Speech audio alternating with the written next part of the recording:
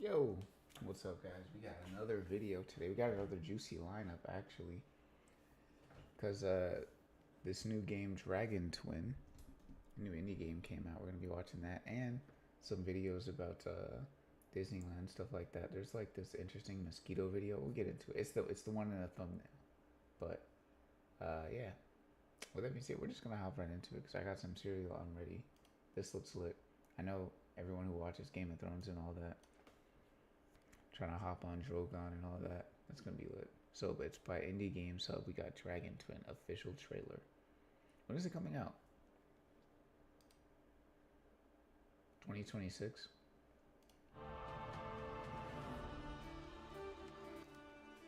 Okay, I like the music already.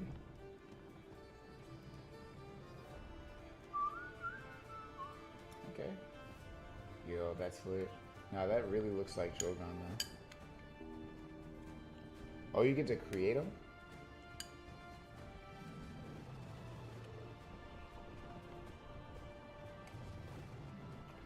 That's cool.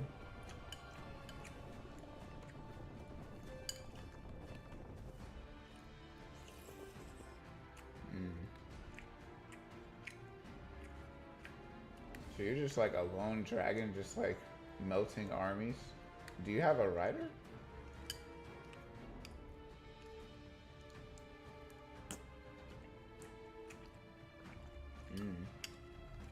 The full scope for the game will become more clear over time as it depends on future funding and shifting nature of game development. Wait, so there's no like vision for it currently? I feel like that's something you should be deciding at the start, no? M and B? What is that? M and B Instead Kingdom. Oh, is that like that's not Age of Empires. I wanted to say Marleybone, but that's not it because that has nothing to do with Wizard 101. M and B inspired kingdom builder, but the core concept is easily adapted, smaller scope variants. What is that even? I'm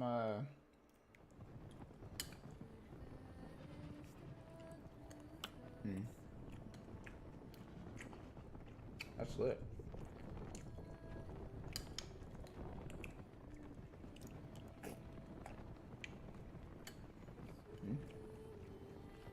On the flight system. Okay, that's cool. I feel like the scope of the game should definitely be next release. Oh, on the creator, Great Joe Dragon.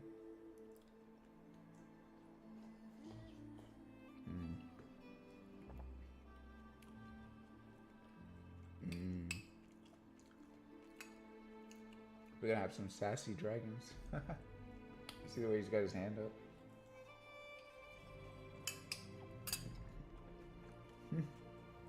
That's funny. Okay, W Dragon Twin. You love that. Oh, matter of fact, let me go hop on here. That's actually really cool. I don't know what it's about, but it looks cool, and it's probably gonna feel cool. What is this next video? Aha, it's the mosquito video. See, we're hopping right into it. Not right into it, because I want to go take this thing down first. The cereal, so we don't attract bugs, so we don't attract mosquitoes. Eh. But after this, wait, wasn't watching. Okay, what's tripping? Oh, because it's paused. Wait, hold on. Florida is. What happened? Is it just black screen? Is it just black screen, or am I tripping? It says 0 viewers. How is it? Has 2 likes. What? This gotta be tripping. What's going on, man? What's going on? I'm so confused. This is 0. I gotta reload it then. Excuse me. Yeah, I'm gonna reload this. Get this on. There we go. Okay. Here we go. There we go. Okay. We're good. We're good. We're good. Okay. Let me go take this downstairs and then we'll hop into this one. This one's gonna be probably the most interesting one. Probably.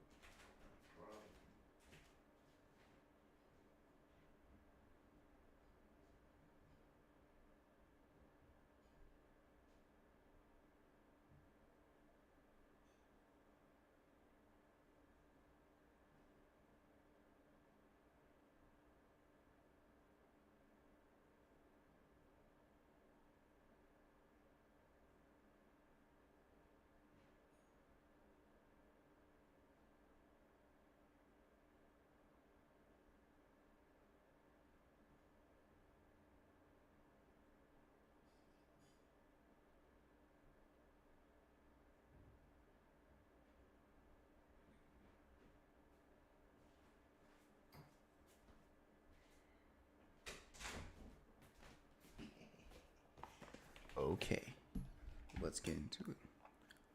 Why Disney World has no mosquitoes? Lock in. is basically a giant swamp. By Castle More than a Compass. third of the I don't state is like the video. wetlands, and there are at least 84 mosquito species here. Yet, when you're standing 84? under Cinderella Castle, you don't hear buzzing or feel itchy bites. How on earth did Disney ban mosquitoes from America's mosquito capital? After years of exploring the parks and talking with engineers and cast members, I'm pulling back. Gas members? In the next few minutes, you'll get the insider secrets that separate a magical vacation Oh, cast from members. an itchy nightmare. We're going to hit 8 rapid-fire points. I didn't know that, starting with the one actually. most people mess up I on didn't day know that they one. didn't have mosquitoes. Ready I've been to there, Disney obviously, mosquito but like control I just never Let's noticed it. dive in. Number 1, Mosquito Paradise meets Magic. Do they have like traps or something around If it? you've never lived in Florida, it's hard to grasp how mosquito dense the state really is. Over 31% of Florida's landmass is wetlands. These marshes are warm, humid, and full of still water. Yeah, that's Exactly the sort mosquito. of That's place mosquito mosquitoes land. love. Scientists have cataloged at least 84 species of mosquitoes in Florida. 84 is Many crazy. of them aren't just annoying, they're vectors for diseases like dengue, West Nile, and Zika. Yeah, That Zika's reality makes crazy. Walt Disney World's location in Central Florida seem like madness. Dangerous. It Yeah. sits right in the middle of swamp country. Early plants describe Huh, the site swamp as an endless country. green and brown sea of cypress and water. And 31% Welcome of the to state's swamp green being country. wetland means mosquitoes should dominate. Now, Yeah. for some context, the last How do they get rid of them? significant outbreak of I wonder if they Salmonella introduced encephalitis like in a Florida mosquito infected predator. 223 people and killed 11 in 1990. Dang. There was another scare in 1997. Health officials urged Walt Disney World to shut its water parks early because a Whoa. few Sentinel chickens tested positive for the virus, and Zika Time virus? magazine reported that Disney closed water parks and pools an hour early, asking guests to wear long-sleeve shirts. In 2016, when Yep, Zika Zika. worries I spiked, remember that. Disney, Universal, and SeaWorld started handing out free insect repellent to guests and set up stations around the parks. Put simply, Florida is mosquito heaven. Yet, inside the parks, you're hardly ever swatting. They've That's got to because have some kind of. it's a Here's my hypothesis. They either have like one or like a combination of some, right? Either like a predator that like is the mosquito's natural predator, right? What preys on mosquitoes? I don't even know. Do mosquitoes even have a natural predator? Do mosquitoes have predators? Do they? So what is it? They do. Ah, okay, so bats, purple martins, yeah, dragonflies. Oh, okay, yeah. So dragonflies hunt mosquitoes. That's lit. So they probably have a bunch of dragonflies in there or something. I'd have to imagine they introduced like either like mosquitoes, predators. They have some kind of like pheromone or something that like repels them, that like disperses like throughout the park or something like that. Or they have like a bunch of mosquito traps or something like that. Those are my guesses. Either one or like a combination of those. Story that starts with a general. Number 2, meet the mosquito general, Joe Potter. Joe Potter Our declaring story's war on hero isn't the mosquitoes. talking mouse.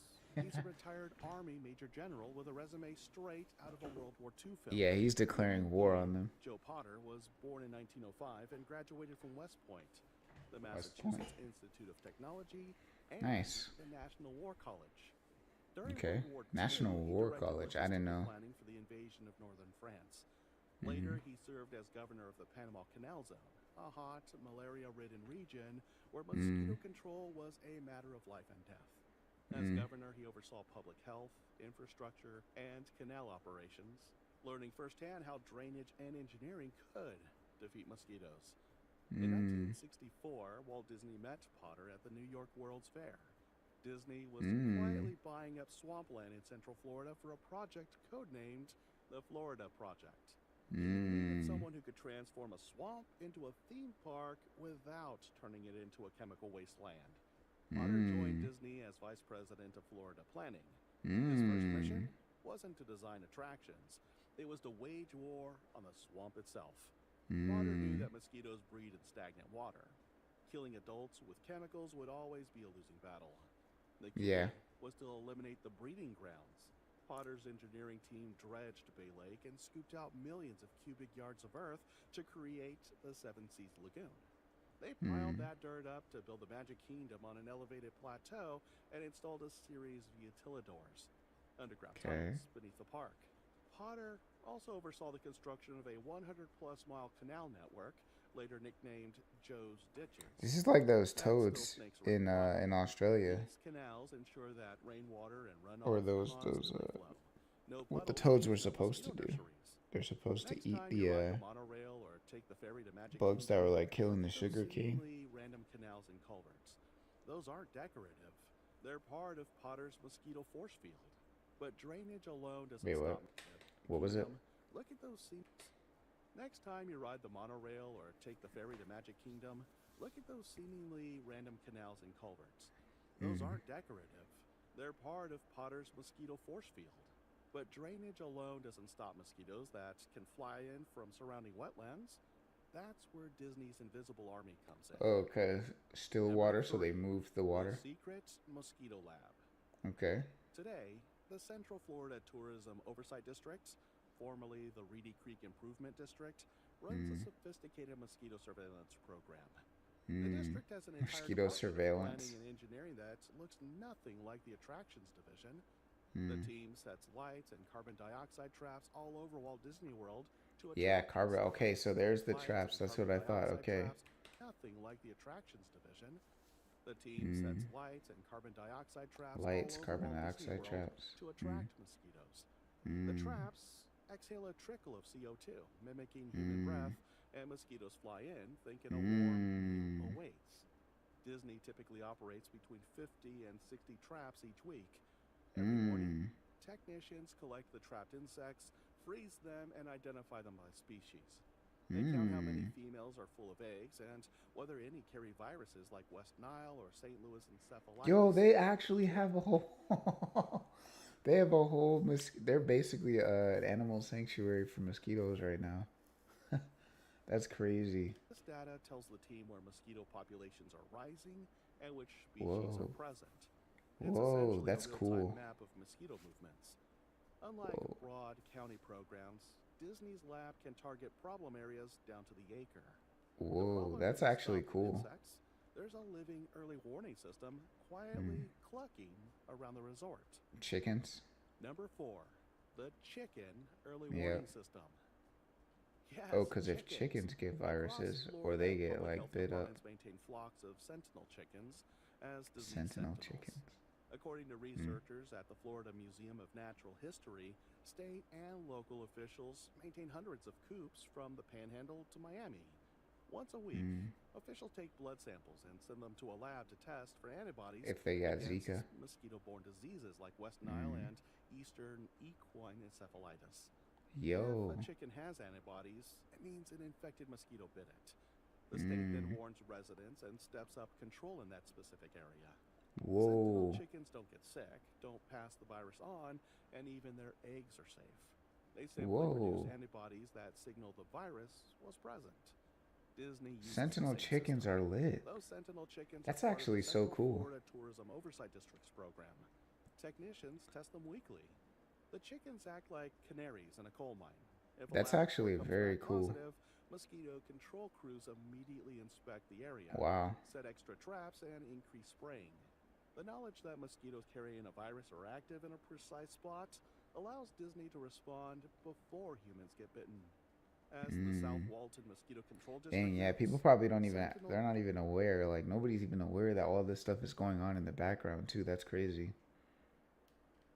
That's an amazing level of Chickens are detail ideal and, like, and care put into the actual systems in place. I can respect that a lot. because they don't fall ill, yet their antibodies provide clear evidence of virus activity. Just when you think this is all about pipes and pumps, Is that they Aloe? bring in feathered spies. It's a strange mental image. While you're watching fireworks, somewhere backstage, a flock of chickens is quietly saving you from West Nile. But that's the brilliance of Disney's system. It blends engineering, biology, and a dash of weirdness. And it's about to get weirder because the next tactic involves vampires. Whoa, what? Number 5. Oh, bats? Gentle warfare. Spraying at dawn and dusk. Contrary to viral TikTok myths, Disney doesn't spray guests with clouds of chemical insecticide.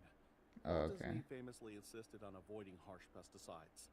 Instead, the mosquito control team uses a combination of growth regulators, soaps, and natural repellents. Trucks drive the back roads at sunrise and sunset, There's the other one. times when many mosquito species are most active, and lightly spray targeted areas. Growth regulators interrupt the mosquito life cycle by stopping larvae from maturing into adults. Because Whoa. technicians know exactly which species are present and where, thanks to the traps, they can calibrate which That's products to actually use kind of messed and up, how but much. One of the more surprising tools is liquid they say garlic. y'all ain't growing up. Reader's Digest It's reports crazy. that the parks spray a tiny amount of garlic extract around the property because mosquitoes hate the smell. The concentrations are so low that humans can't detect it, but to a mosquito, it's like walking into a wall of tear gas. Huh. Walt Disney preferred natural solutions That's when lit. possible. Garlic fits the bill. In addition to garlic, That's lit. some nights crews use soaps, peppermint, or rosemary oils. A blog Hey. about Disney's mosquito program notes that they also employ growth regulators and spray these agents twice a day. The key is precision. Rather than blanket spraying the entire resort, they treat problem zones identified by surveillance. Number 6. Nature as an ally. Bats, fish, and Yep. tiny wasps. Yep. Disney Introducing mosquito understands that the best predators. mosquito hunters are often other animals. In Florida, bats can The eat bats. hundreds of insects every hour. Instead of trying to exterminate these nighttime predators, Disney encourages them. Over by Bay Lake and in quieter corners of the resorts, you'll spot bat houses, small wooden boxes mounted high on poles. These houses attract insectivorous bats that feast on mosquitoes and other bugs. Water features also host mosquito Nature. fish. Top Villas, a vacation rental company that covers Disney tips, notes that Walt Disney stocked the waterways with species like mosquito fish, minnows, and even small goldfish to eat larvae. If any mosquito is foolish enough to lay eggs in one of Disney's lakes or canals, fish vacuum up the larvae before they hatch. Keeping water said, moving "Hey, with fountains and waterfalls helps, give me that. but adding I need all predators those." ensures larvae don't stand a chance. And then there are the parasitic wasps. Static Media's Explore article pointed out that Disney introduced tiny wasps that lay their eggs inside mosquitoes and other pest insects. Hey These yo. wasps don't bother humans. They have short lifespans and focus exclusively on insect prey. When combined with fish, bats, and birds, I'm they surprised no create a dragonflies. In effect, Disney recruits an army of predators that work That would be so cool to have 24/7 there. without a paycheck. Especially if they had Number like a 7, garden. Architecture and landscaping mosquitoes hate. Potter's Canal Network solved the swamp problem, but the built-in Yeah, they barriers literally had followed literally set up the entire park based on like warding off mosquitoes, but you kind of have to at that point because it's like if it's so bad, because the mosquitoes have to be crazy. If it's like in the middle of all the swamps, right? You literally have to tech for every single part of it to make sure that it's not interfering with like the daily experience for guests.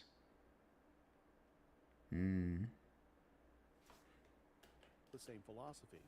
If any part of a building or landscape held stagnant water, mosquitoes would take advantage. It's to drain it That's why out. everything at Walt Disney World, from the sloping roofs Yeah, they of said we got to resorts move the to the water. rounded geodesic sphere of Epcot's Spaceship Earth, is designed so water can't pool. Explorers feature on Disney's mosquito control secrets. That's hilarious. Pointed rooftops, spires, steep angles, and curved eaves all encourage rainwater to run off. Even Spaceship Earth has That's actually kind of cool because it's like it basically takes the anti-mosquito philosophy, but it actually works with a lot of the stuff like ends up getting built there anyways. You just have to like kind of just be aware of it and then kind of build that into the architecture. That's cool. Drainage system, ensuring the rain that rolls down its sides doesn't splash on guests and doesn't form puddles. Landscaping follows the same rule. Disney has millions of plants across its 40-plus square miles, but horticulturists avoid species that hold water. Leaves are chosen so rain droplets roll off and into the drainage system rather than collecting in cups. Top Villas points out that the park's flowers and shrubs are selected with mosquito control in mind. You'll rarely find bromeliads or water lilies that trap water. Instead, there are waxy leaves and high drainage soils.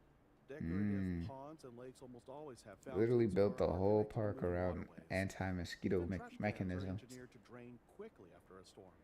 Take Spaceship Earth as an example.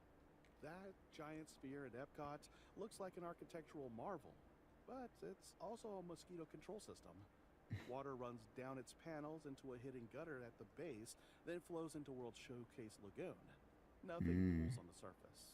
Once you know this, you'll never look at Disney's iconic buildings the same way again. Number 8, reality check. You might still see a mosquito, yep. But it's not going to be everything. They're not everywhere. Nature always finds a way.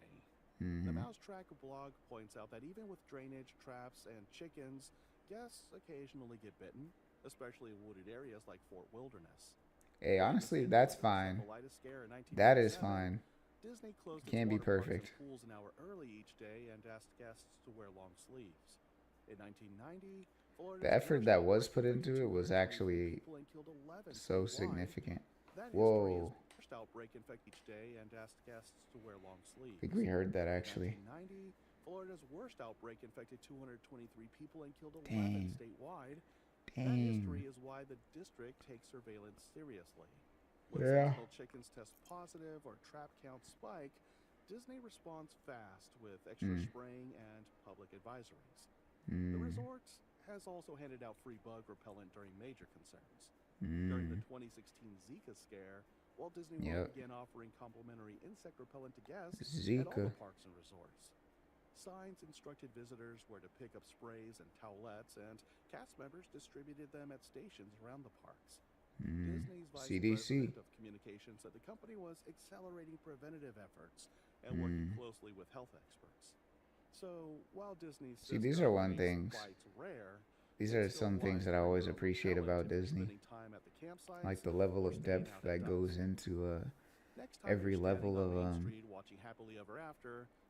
the production within the parks and everything. All around and beneath you. Rainwater is running through Joe's ditches. And considerations. Hundreds of miles of canals built decades ago to drain the swamp. Now, Star Wars, that's a whole different section. But this part of Disney, amazing. A flock of chickens is quietly living its best life, oblivious to the fact that its blood samples are protecting thousands of guests. Those sentinel chickens are lit. Fish are eating larvae, and tiny wasps are hunting pests. Trucks are spraying a light mist of garlic and growth regulators. So it was a combination. Which ones did we say? I said predators, repellent sprays in the air, and what else? Traps, right? Yeah, all three. So it was a combination. What I didn't foresee was the actual structural elements that stop pooling water and keep water moving. That's what I didn't foresee. Has been designed so that not a drop of water I didn't even know. That's the level of engineering and biology it takes to make you forget mosquitoes even exist in a place where they should thrive. It's a silent war fought by engineers, biologists, chickens, bats, and the occasional herb. and the result is pure magic. I'm surprised they don't have dragonflies actually. Have like dragonflies going around the park, because dragonflies would be like a cool thing to see out there too. They could have yeah, that'd be a cool thing to see out there, but I'm guessing it's probably because of maybe other things that they need to eat wouldn't be there, question mark. I don't know. Now, before you pack your bags for your next trip, check out this money-saving insider tip. When What's you're that? planning a Disney trip, every dollar counts. One of the easiest ways to stretch your budget is to buy your tickets from Undercover Tourist. They're an authorized ticket Undercover. seller, so you get the same real Disney tickets, just cheaper than the official site. Huh? I've used them for years, and the savings add up. How?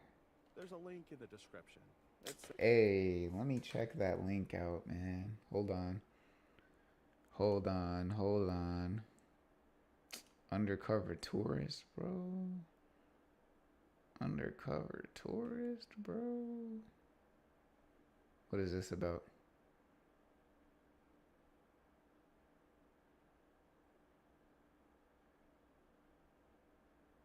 I am human. Big human. 2 days free? What? What? Yo, that's actually lit. Yo. I love stuff like this, man. That's actually so cool. Yeah, I'm saving this link. Oh, what? Hop in this deal. Disney Cruise for as low as 10% down, $95 value. That's lit. Yeah, I'm definitely copying this link. Hold on, I gotta save it to the thing. Do that, okay. Gotta put it in here, in the travel thing. Where is it? Where's the section? Is it in the travel section? Forgot where I put it. Yeah. Here we go.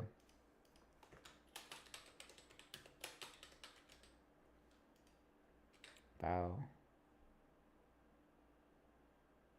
Here we go. Amazing. We'll put that up there. And then we'll swing back. Bow. That's so cool. Not gonna use that yet, but save it for later. Simple, and it helps support the channel. Now, back to mosquitoes. Oh, you get the unofficial state bird of commissions Florida. for that? Man, When say Walt less. Disney first visited the 1964 World's Fair, he wasn't looking for a mosquito expert. But he found Joe them. Potter changed the course of the Florida project. Yeah, that would have been Potter's experience crazy. in the Panama Canal Zone taught him that you can't just spray bugs and hope for the best. You must redesign the environment so mosquitoes have nowhere to thrive. That philosophy permeates every square inch of Walt Disney World. Water flows, air circulates, animals help, and science guides the strategy. Today, as a self-confessed Disney adult who nerds out over engineering as much as over Dole Whips, I find the mosquito story even more fascinating than Yeah, that's so cool. It's a reminder that behind every bit of Disney magic, there's a team of real people solving real problems. So the next time you're watching fireworks over the castle, maybe glance down at the water that looks dark and mysterious. Think about the canals, the chickens, the bats, and the garlic Appreciate that you. made that moment comfortable. Think about Joe Potter, the general who waged war Hey, good on job, the Joe. swamp, so Joe you put can up W make work. hay without scratching bug bites. That's W work, And Joe Potter. know that while you're making memories, an invisible army is making sure nothing breaks the spell. Now that you know the secret war against mosquitoes, I'd love to hear from you. Have you ever been bitten at Disney? Or maybe you spotted I one don't of think those I chicken have. coops or bat houses. I don't think I Let have. me know your strangest Disney wildlife encounter in the comments. And if you enjoyed peeking behind the curtain, hit that like button, share this episode with a fellow Disney lover, and make You sure know to I'm gonna hit subscribe that like because we're button. I already diving did, into right? the Utilidors next. The underground The tunnels what? that keep the magic running. Tap the The next what? video on the screen to explore the hidden city beneath Magic Kingdom. Disney Rise that had to be shut down. Wait, is this? Oh, this is a Disney channel. Get it? Disney channel, but not a Disney channel. So you just make a lot of videos about Disney World, probably, right? If I have to guess by the logo. That mouse is looking really Mickey. You know that Yep. Rides that are banned. Secret room, yep. That's so cool. Birthday freebies too, yeah. Do not sit. Why not?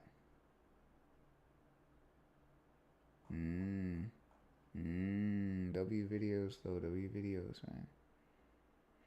Should I click on some more? Maybe. Should I subscribe? I'll wait. This would be another one I'll wait for. Alright, next video. Rainforest Cafe.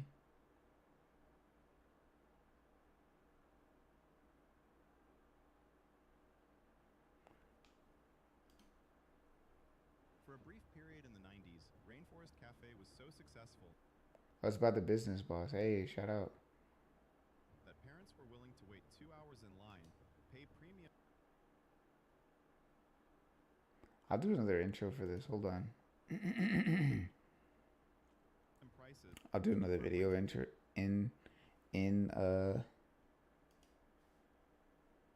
do another video intro for it.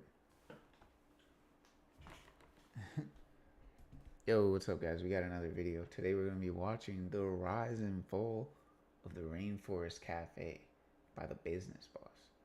Now, I don't know what happened with it, but let's find out. Let's see. I know a lot of people love this. Period in the 90s, Rainforest Cafe was so successful that parents were willing to wait 2 hours in line, pay 2 premium hours? prices, and eat dinner under artificial lighting while animatronic gorillas stared Turn down at this them up. from the trees. Let's talk about how it all unraveled. Boom. Okay. Hold on, let me leave a comment. W video, bro. It'll be a W video, but if it's not, I'll have to remove it. Oh yeah, you know this was in the 90s. Excuse me. Spectacular. Rainforest Cafe. Hold on, what time is this on the stream? Shop and eat. 32 minutes. Rainforest Cafe exists For real? because its founder, Steven Schussler, refused to do anything halfway. In 1991, Schussler became obsessed with the idea of a rainforest-themed restaurant where people could eat surrounded by animals, waterfalls, and jungle sounds. As a proof of concept, That's so cool. Schussler spent nearly 3 years and close to 400,000 transforming Have his I own ever house been in into there? a full rainforest prototype. It had Thinking fake about it. waterfalls, fog machines, animatronic crocodiles, and more than 20 sound Seems systems a little bit playing jungle familiar, but I'm noises, not all sure. powered by 3,700 extension cords. And then there were the 3,700. animals. 40 tropical birds, 2 150-pound tortoises, iguanas, Dang. a baboon wandering freely, 2 600-gallon fish tanks, dozens of life-size animatronic gorillas, alligators, elephants, and snakes. Wait, there was a real Even baboon? butterflies were bred in a rooftop greenhouse to see whether they'd survive near diners. His electricity bill hit $2,000 a month. so Oh, high this that was he- this was the first iteration of it. So they had real animals mixed in with it first. 2,000 a month. That was in 1989 too. That had to go crazy. EA showed up at his door, convinced he was running a drug operation. Neighbors complained. The humidity destroyed his house. The gas company shut him Yo, off. The project pushed him to the brink of financial and mental collapse. yo. But eventually, casino executive Lyle Berman saw the vision and invested $1.2 million, Hey, bringing Rainforest Cafe into the world. hey. W him. The first Rainforest Kind of. Cafe opened in 1994 Kind inside of. the Mall of America in Minnesota, For America's that. biggest mall at the time. It was packed with tourists and designed more for entertainment Austin. rather than simple retail. Oh, I went to Families that. used to spend the entire day in the mall. Rainforest I went to Cafe that. fit right into that ecosystem. Getting it built took a year and a half, cost roughly $1,000 per square foot, and ran over $1 million above budget. Dang. Animatronics were custom built in Florida, with each mechanical elephant Makes costing sense. over $20,000. Live parrots were brought in that required That's special honestly not filtration bad. systems and government approval and cost over $100,000 per year to feed and care for. The place was Woo! part theme park. Yo, the parrots are expensive, bro. Special filtration systems and government approval and cost over 100 parrots. Hold on, parrots cost over $100,000 a year to maintain. Live parrots were brought in that required special Yo. filtration systems and government approval and cost over $100,000 per year to feed and care for. Hey The place was part yo. theme park, part biology exhibit, and part sensory overload. Mm. Thunderstorms rolled through every few minutes. Sensory trees overload. talked to you while you ate. Birds flew around. Mist floated through the air, and volcano desserts came with actual sparklers on top. For kids, it was a magical experience. Parents tolerated the chaos because it kept everyone happy. Within days, waits stretched to nearly 3 hours.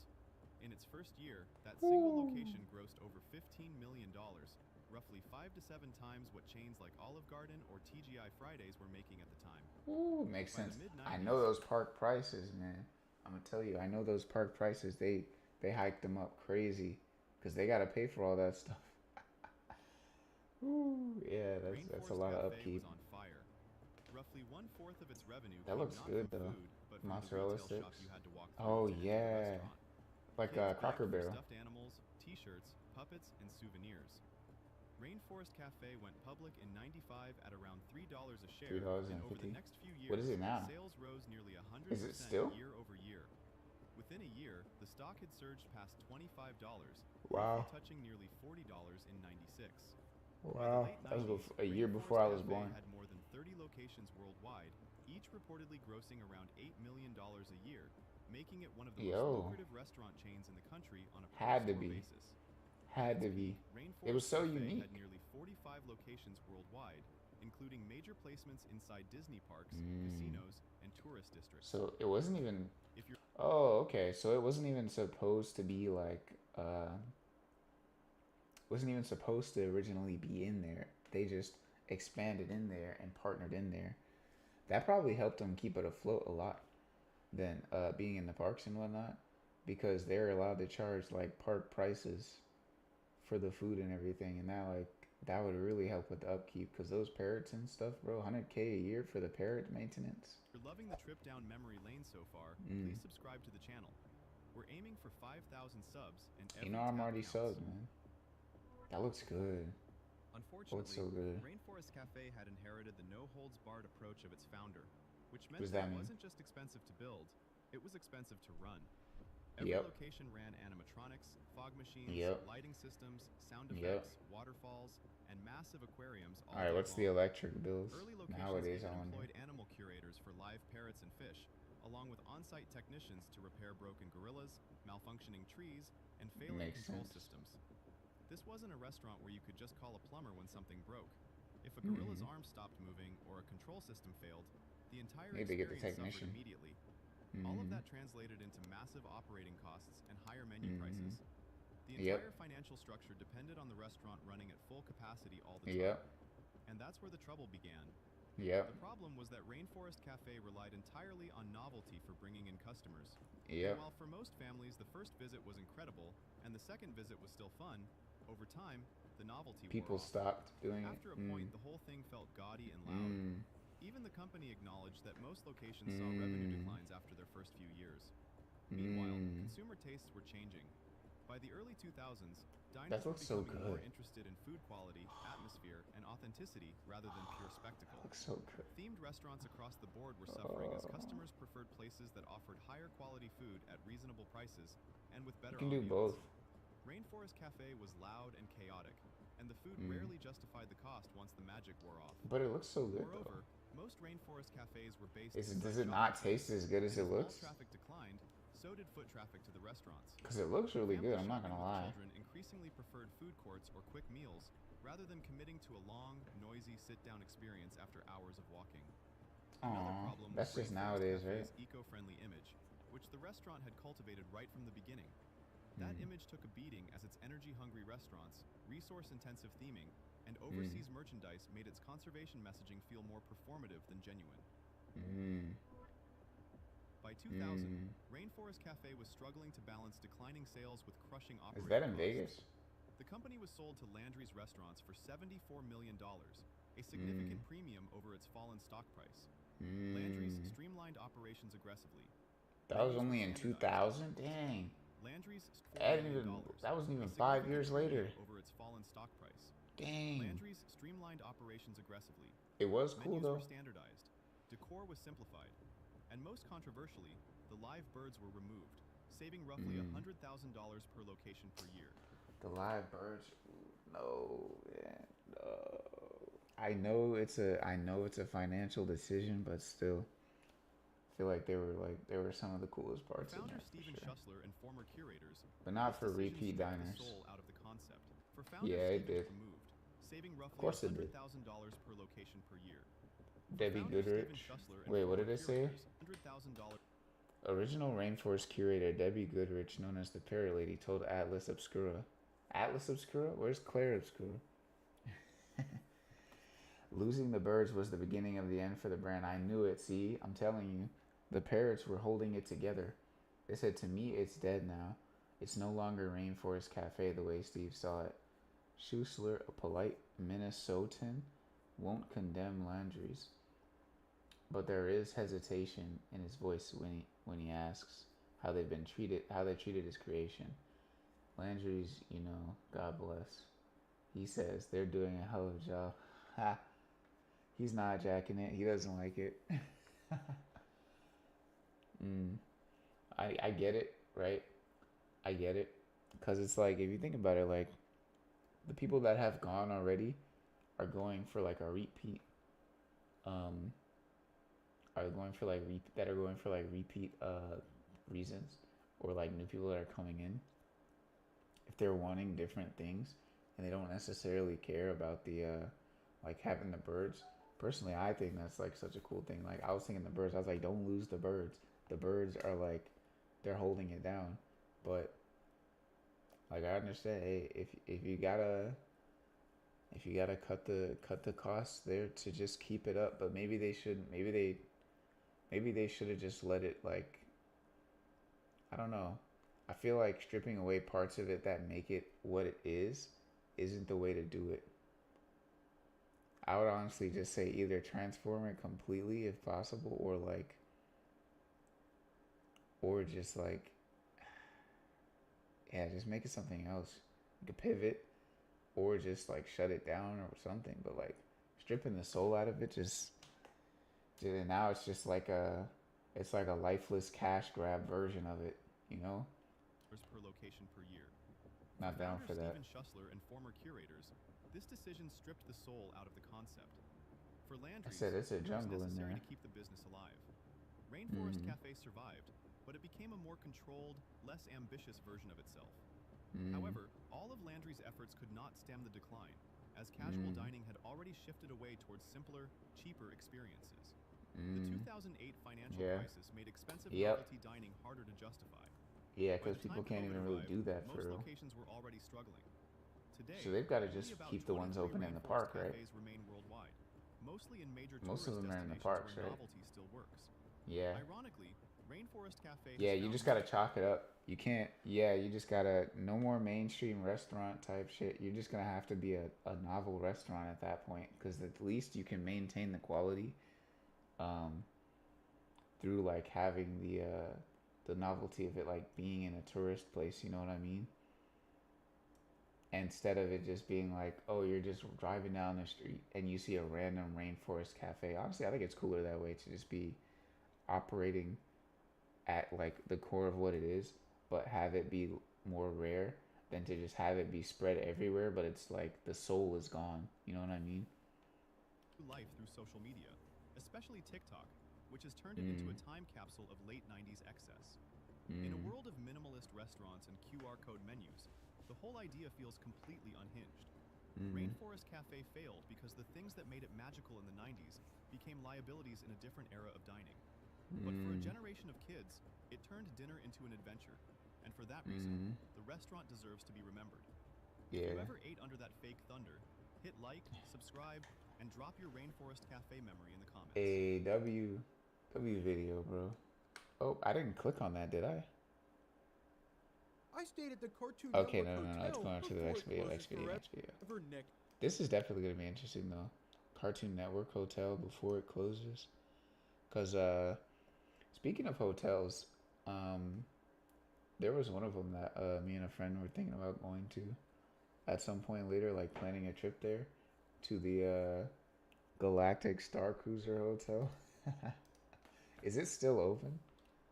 Is the Star Cruiser Hotel still open? I'm pretty sure they closed it. I think they said something about closing it. Yeah.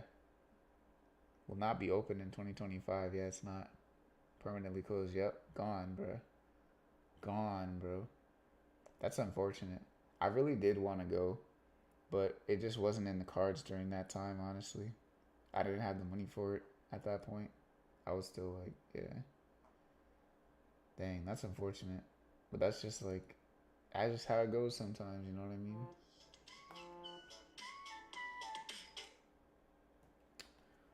Unfortunate. It would have been pretty cool. Oh, wait. Oh, never mind. I thought they said they were planning to reopen it. They said it was no plans to reopen it. No plans, huh? Permanently closed. Crazy word. Yeah, that one was they were really greedy with that one, honestly. But because I'm wondering like how much I'm wondering if the like the pricing model for this one was like based in price gouging for the sake of price gouging, or was it meant to cover like certain expenses, certain like necessary expenses, you know what I mean? Because if that's the case, then I could justify it, but it was an insane amount for like what was being proposed and for like who it was being proposed to, you know what I mean? Not a lot of people were going to be able to afford to do that.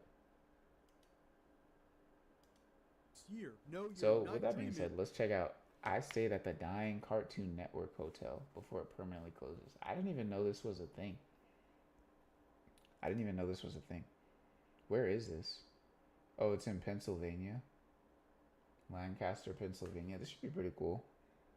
Let's see. This place is actually real and has Cartoon Network related decor everywhere you go. From the rooms to the pool and even a restaurant, you can't escape it. And I knew I had to check everything out before I no longer could. So I packed up and headed to Lancaster, Pennsylvania for my dream location. Lancaster? Alright, bro, so what is going on, right man? now to the hotel, and man am I excited. The only downside, however, is I was gonna have one of my friends join me on this trip, but no one was available. So now I'm doing a solo trip. But I knew no matter what, nothing was gonna stop me, and I was going to this hotel. I feel that though, the solo trips. I've been like taking some solo trips. I finally arrived to wow, was it conventions whenever Listen, I know go there's sometimes. only 7 wonders of the world, but I think I may have just found the 8th. Sadly, however, all of this will be destroyed and replaced with a castle look that fits the theme of the amusement park right next door, which may be for the best because this What's place the amusement is not park? exactly bringing in a crowd. I mean, seriously, This thing is empty, bro. Super packed today. This thing is empty. Yeah, this hotel was completely Oh my dead. And if you're thinking gosh. more people would arrive later, He's that the only just one in never there. happened. Except for the few other families, I basically had That's the so entire place crazy. to myself, as you'll see throughout this trip. But in all seriousness, I am How much excited did it cost check him to this stay place out there? before it closes forever, and you'll never get another chance to do so. I actually do wish When does I it had some of close? my friends here because they know Cartoon Nah, Network when does more it than I do. close? I don't think I've ever seen any show from that channel. I know I missed out on my. When does it close? When does the Cartoon Network Hotel close?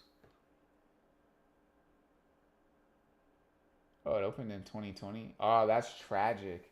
It opened in January 10 of 2020. That's tragic. So it's almost coming up on the 6-year anniversary tomorrow. That's so tragic. Popping up during COVID, popping out like that during COVID is crazy. Oh, it's done already. So January, dang, it didn't even make it to the 6th year. So it closed on January 1st. Dang, man. That's tough. I wonder if they closed it amidst the Warner Brothers dealings and Paramount.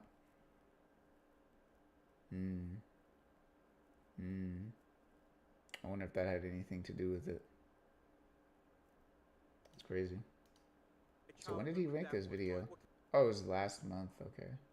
Yeah, so it's done. It's over. From Adventure Time, and then right next to that you have the giant It's logo over. of Cartoon Network. So before I check in my room, let's see what they got inside. As I started to make my way to the door, I saw this. We're closed until 3. Oh, looks like I got here too early. Until 3 p.m. Door, I saw Until Friday 11/14/25 at 3 p.m. What? Oh, he must have done this and uploaded the video before, like way before. This must have been, oh, he must have recorded it in like November. Right, gotcha. This. We're closed until 3. Well, looks like I got here too early. I guess I'll have to wait around until they open. There's no one there. The best way to kill some time was by going to one of the last Disney stores. Not sure why Disney kept this location around. However, it was cool to see, I guess, because there's so little left. But more importantly, the hotel was now open. See ya, Disney. I got a hotel to go to. Right as you walk in, you stumble across all the different areas to check out, like this restaurant, a movie room, and even an arcade that's open 24 hours. But first, I had to check out the merch store to really get myself in the spirit. Normally, I wouldn't buy merchandise, but with this place closing, I felt like I had to. I might actually get something if it says Cartoon Network. 50% off everything in the store. Nah, those are gonna be collector's items though. Those are gonna be collector's items because nobody's gonna be able to get those anymore if this is like closing. You can't get it anymore. They got a mug right here that says it. We got this thing that I think spins and glows up or something. Yeah, there we go. Look at that thing go. And then we also have playing cards. I'm not even sure what those could look like, but that's kind of neat. Now, those are going to be cool. I would probably get the playing cards. They're extra super small because they're meant for little kids. Here we go. We got the Cartoon Network. You get some utility out of it, and it's not just like sitting around. The store as a whole was pretty neat, but what I enjoyed most was how they had the merch separated into different sections, so you could pick out your favorite. I heard of all of these besides this one. Please forgive me. We Bare Bears. Like these cups right here. Oh, what the heck? I thought it was plastic. It's like some rubber or whatever. After looking around, I decided to get this hat, even though I never wear them. But I had to represent the place since no one else was going to. It was there's no one in there. That's crazy. Are there any employees? I haven't even seen the employees. That's the first time someone else has shown up. Walk around character because empty. The employees basically begged me to get a photo with the walk around character because they had nothing to do. Awesome sauce. Definitely hanging this one. That's crazy. At this point, I would go right to my room, but you can't until later in the day. So Ben 10. Why does it look so dark in there? Right to my room, but you can't. Whoa, hold on. Why is it so dark? Why does it look? Why does this look like somebody like? Oh my, yo, this looks like an interrogation room. What? This is one of those back rooms that like cartel members drag you to. Like, where's the money? Bro, what? Why does it look like that? Till later in the day. So in the meantime, I took a walk around outside to see what they got, which is indoor more than pool. you would think. Yeah, that's like little mall fountain. Go in the pool today. It's a little cold out, but let's see what they got. This area right here is closed. The land of pool, and behind this gate's the pool itself. Obviously, it's closed off, but you got the blue slide right there. Yeah, because it's looks to be winter. a hot tub. On the activity sheet they give you, it actually says it's going to open up today, but I highly doubt that. I was given this paper when I first walked in with a map and their activity page of all the different things you can expect to happen. Quiet hours, 10 p.m. to 7 a.m. Opening today, unless if they want everyone to get frostbite. So you can expect nothing less. The hot tub could open, right? Girls Water Park right next to that. Nothing was running for good reason, but I'm not sure why the indoor pool was closed. As long as you dry off quick enough. I would expect to be open, but I wasn't planning on swimming anyway. Oh, the indoor pool? Pool was closed. That's the one thing I would expect to be open. Yeah, I feel like the indoor pool. This place would be lit in its heyday, low key. In the summertime? Pull up in the summertime? That would be lit. This is when it really hit me. Wow, I'm actually alone in this place. It's almost like there is no one there. But it was now time for me to see my room that could be themed after any character. When did you get to pick? Room, they don't tell you what the theme will be. So let's find out what I got. I would want to pick. All right, guys, this is real. I would want to pick. I'm not gonna lie. It wouldn't matter that much. It wouldn't be that consequential, but I would still want to pick. Hey, look at that! You guys are gonna be mad, but no, I've never seen this show. But let's take a look around and see what's in here. I've never seen it honestly either. Right there of I know. No, I've never finished it, but I've only seen it like episodes and like spurts of it whenever like some friends are talking about it or like watching it, or like it just came on one day, right? But I've never watched it all the way through and like followed through all the story. I only know like little sections. Yes, I did have to look up the character's name. And then along the end of the bed, you have this blanket of Jake. And these are the two characters that you see on the outside of the main building. And yes, if you're wondering, I did get 2 beds because like I said, somebody else was supposed to be here, but sadly I'm all alone. Other than the two beds, of course, you got this yellow lamp right here, this yellow seat right here. Oh, look at that. It's actually on wheels. And my favorite, the Cool. AC that I make as cold as possible. But don't think I forgot about the bathroom. Before you walk in, you have this huge wall of art that looks to be different characters from the channel. But as we make our way in, we of course have this beautiful sink. Man, I love this thing so much. And then shout out to this mirror for giving me the best lighting ever. But let's see that toilet. Oh, here we go. Yes. That was pretty good lighting. Is the shower Why is he glazing the toilet? Stop playing. You're wondering you don't get any themed shampoo, but it's not. characters right here. Unfortunately, in case you're wondering, you don't get any themed shampoo, but at least they put a little bow in the toilet paper. How nice. Cool. At this point in the day, I was getting a little hungry, which I had to once again wait around because the restaurant wasn't open yet. However, The restaurant was closed too? Nah, they had down staffed like crazy. They had like 2 people working in there probably. The restaurant wasn't even open. That's basically an abandoned building at that point. Literally just the logo. I felt like I was going insane. The time flew by, and it was now open and ready to serve food. I have to say, what a all right, I want to see the food. The food is gonna be a selling point, a major selling point, because they gotta have themed food. If they don't have themed food, they're fumbling, and that's probably why it closed. Arrival. Watch out, guys. Celebrity coming through. I sat down and looked at the menu, which had some interesting items on it, but I had They to have stick with to my nail the go-to, food. which would be a cheesesteak. Oh wait, I'm sorry, Jake's cheesesteak. I wasn't sure how the food was going to be in a place like this, but when it came out, it looked way better than I pictured. So I dove right in that meal. Okay, they got Honestly, some. it's just as good as if you It went did to a look local pretty. pub or something. Now, how will the Oh, he's in Star-shaped Philadelphia, tater tots right? compare?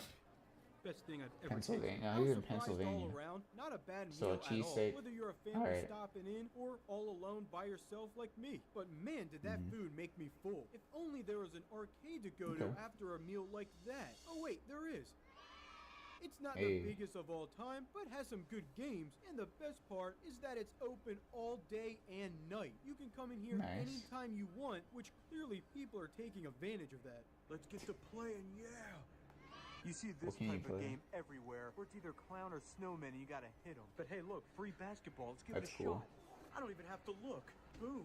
But because I want to waste some money, let's play the claw machine. Here we go. It's gonna get it. Yeah, that's why I don't play these. Maybe I'll do better on this one. You gotta get the hand and poke it on one of the toys. This is it, guys. Right there, look at it. It's right on it. I don't even know what I got. But Whoa, I got that's something. actually a lot easier than the claw Now, machine. this one in the Oh, middle looks Pokemon fun. pack. Basically, you shoot one of the prizes in there, and if you do it, Oh, you my get nephew. it. All right, let's do this That'd be one, funny. This time I'm gonna do it right now. What the? I give up. Now it's just That'd be a taking my cool money. thing to go At this to. point, it was getting late. Trust me, it was very tempting to stick around for the Powerpuff Girls movie, but I'm an old grumpy man now and need to go to bed. However, with that, I knew a sad morning would follow. Was sad an understatement. I cried my way over to where they were serving breakfast, but couldn't even work up an appetite breakfast? for it. The pain was too strong. But in all seriousness, I really enjoyed my time at this hotel. However, this will now be the first and last time I ever see it because of its closure on January 1st. Rest in peace, Cartoon Network Hotel. That's really a motel because the rooms are on the outside, but whatever. Crazy. It might be dead, but I'll always remember the time I spent here. If you're Is this interested, the I'm now only on one? I bet Vimeo, you they have and another post one that's extra probably content on my better, right? second channel. You can check those out. Make sure to subscribe and buy That is merch. pretty cool. Link in the Themed description. hotel. You eat, sleep, and cartoon. I wonder, they could have probably, dang, you know, maybe it would, I wonder why, I bet you COVID had a lot to deal with it failing, but, because it was just bad timing, honestly. It opened up January 10th of 2020. That is crazy timing. That thing couldn't have made much money at all. I bet you that thing was hemorrhaging money like the whole time. It had to be. They as soon as they opened, they had to close that junk. Let me see. How much did the Cartoon Network hotel make any money? I didn't even know of its existence until he just said it.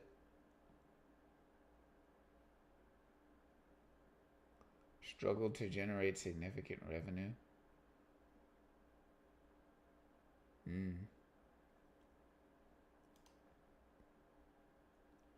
Cleanliness, outdated facilities, overpriced food. Failing due to poor maintenance. Soiled ottoman. Oh, that was kids. A kid peed on the ottoman.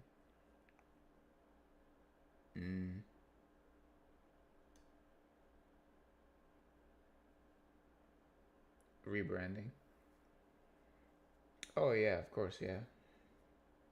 Yeah, they gotta rebrand it, clean it up, and all that.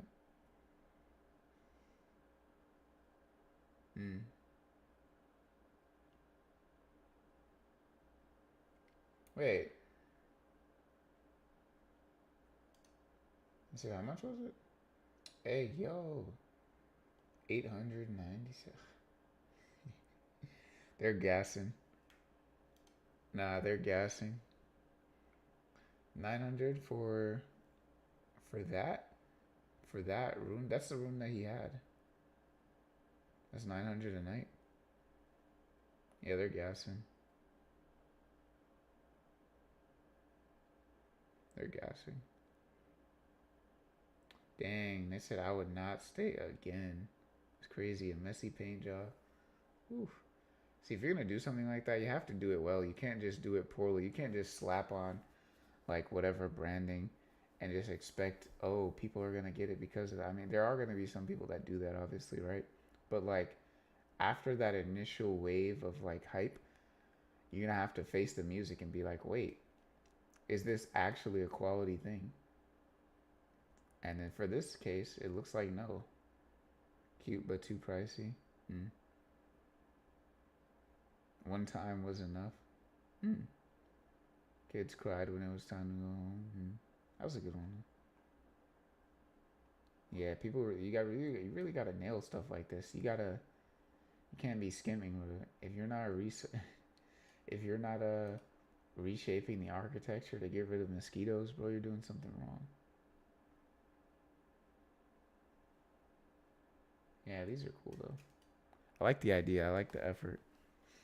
Just execution fell short, it looks like. And timing, bad timing, horrible timing. Horrible timing. Who's to say if it wouldn't have done better at a different time? I bet you if this was 10 years earlier, would have been a whole different story. Whole different story, especially in the peak of Cartoon Network. This came a little bit too late.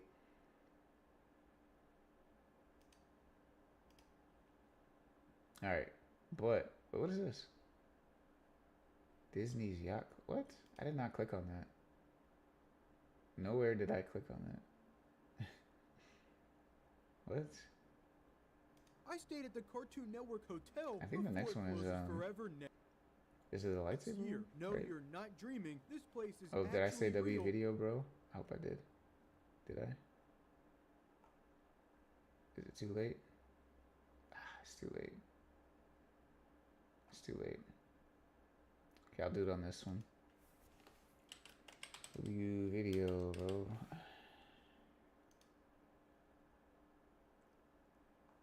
Alright, and if it's not, gotta remove the comment.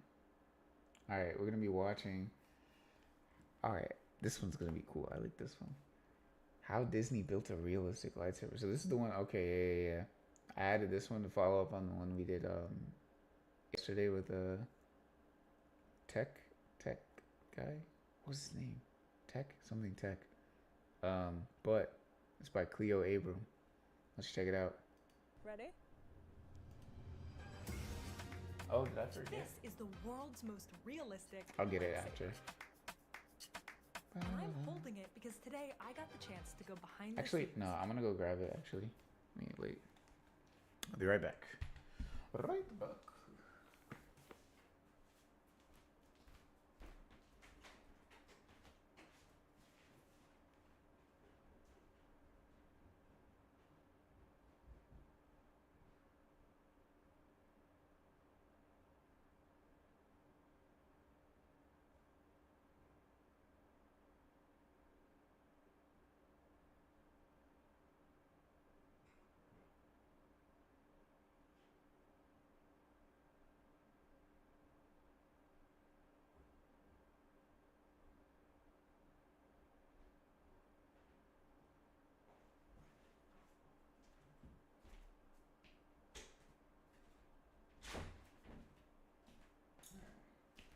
I forgot my water.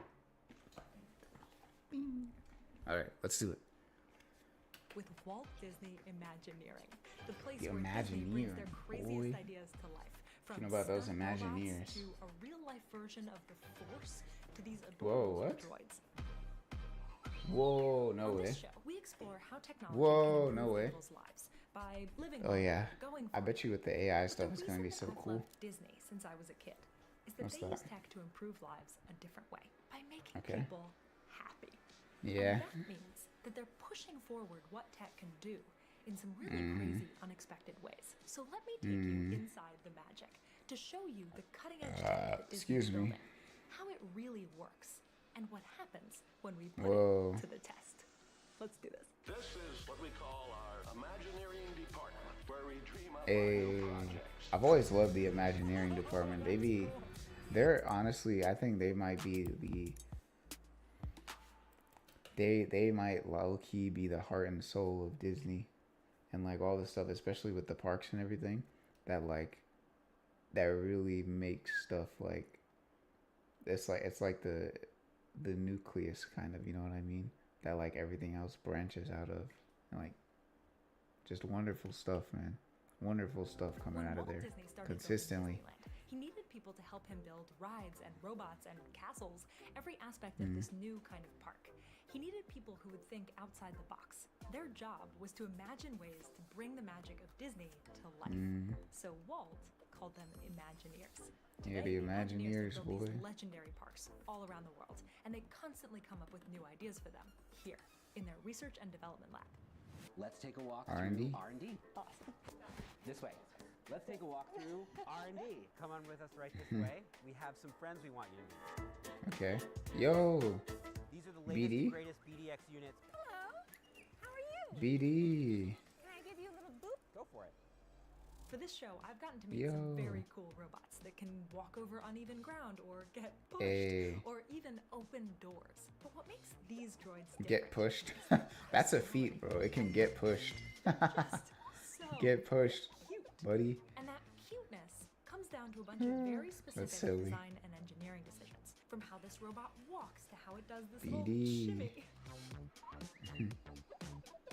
Yo, that's so cool. These droids aren't autonomous. They're told exactly where to go by a person holding this console.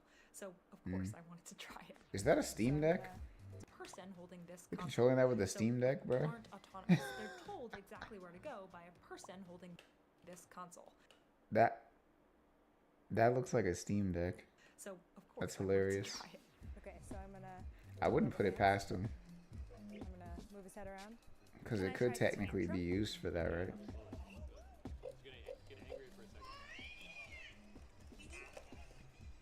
Yeah. How do I ask him to walk? Tap and then move the stick forward or any direction. Ooh. Hi. It's important to understand that I'm telling the droid what to do. Walk here, throw a tantrum. But I'm not telling it how to do that. The actual way that it responds to me comes down to its training. Using ducklings Oh, as wow. inspiration, Disney Ducklings. Imagineers created a series of animations, like in a Disney movie, for how Aw. the robot should walk or jump or shimmy. Then they put a digital version of the robot into a simulation. Most of the time, Aw. robots are trained this way. They're given a goal, and then they're rewarded based on how well they meet that goal under different circumstances. So, for example, walk from A to B over different terrain. This is reinforcement learning. So we actually have some live. So these streams are going on AI? right now. So that's what you're seeing here is the thousands and thousands of robots trying different things, stumbling a little bit and trying something different. In this case, though, the droids are rewarded not just for walking from A to B, but also for how closely they follow the animations while they do that. In these digital worlds, they can get way more reps than they would in the physical world, and they don't get damaged. Then the Imagineers upload that training to the physical robots, and they test them with these cute little harnesses, until eventually the droids are ready to go out into the world all on their own. Well, Whoa. these are not the robots that are most likely to be doing your laundry or working in a factory in the future. Yeah, nah. But their design just chilling. means that they're on the cutting edge of robotics in a different way.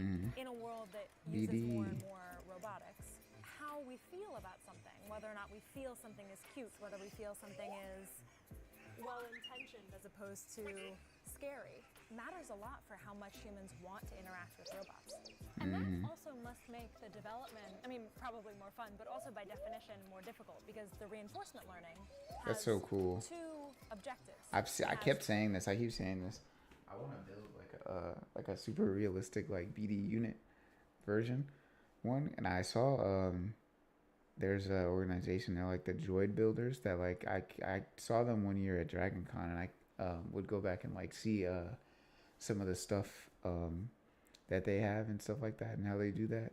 And that's one thing that I want to do. I want to build like a really cool version of like a BD1 or like BD1 unit, BDX unit. Don't fall, but it also has That'd to be pretty cute cool. about it. And that's what's really challenging about a lot of Imagineering projects is we don't want our guests to see technology. We want them to fall in love with a character and feel things. I did feel things. It's hard not to love these little droids. If you want to know Yeah, more they're about how they have Flamingo such looks so character real, and my friend animated. Michelle Carre is making a video all about what it takes to become an Imagineer for her show Challenge Accepted. And if you're really lucky, you might spot these droids walking around in a Disney park. Eventually, though, I had to leave my new friends I have to go now. Bye, guys. because I have something else to try. Oh, what's that? Hey, old man, let's go. Lightsaber ever. That's Lanny Smoot. He's one of the world's most famous Imagineers. He holds over 100 patents, including for this lightsaber. I'm going to allow you Yeah, he's a to hooper. extend and retract it. Now, this is a very expensive prop. No, this is a prop, so we're going to be very careful with it once it's extended. And this is the button that you push to extend it. I'm going to stand back just so that... So I just... Oh, yeah, just that. Oh, that's cool. Hey. I wonder if it's the same As cool as I thought it would. way that I It saw looked as before real in up the close as diagram on with the camera. little In the spools Star Wars universe, that of like course, roll these it up. Jedi weapons work by channeling energy through a crystal to create a blade that can cut through basically anything. Explaining how the real ones work. Filming the Star Wars movies, actors used these fighting prop sticks, and then Yeah, visual effects low-key. artists painstakingly added the glow in post-production. But for Disney parks, they somehow needed to make lightsabers real, and that was Lanny's job. How does it work? So the challenge when you're making a prop for a performer is that it has to look like what we see. But yeah, wasn't this supposed to go into the hotel? If I remember correctly, wasn't that supposed to go in the Galactic Star Cruiser hotel? Wasn't the Ray that was on board the ship supposed to have that? Did that happen? I think it did. Extends that can cut through all sorts of things. Well, we don't cut through all sorts of things, but we did want smooth extension. Yeah, there she is, right there. Of the blade. It's that smooth Or was it for extension Galaxy's that isn't Edge? possible with lightsaber toys that I've seen before. Oh, yep, those commercials where you gotta. Extension that isn't possible with lightsaber toys that I've seen before. Our lightsaber I used to have those. from internal motors that are pushing it out. And that was important for our performers to really look like Jedi Knights. The lightsaber has a clear cap with two long. Nah, hold on. I gotta show before it gets clapped.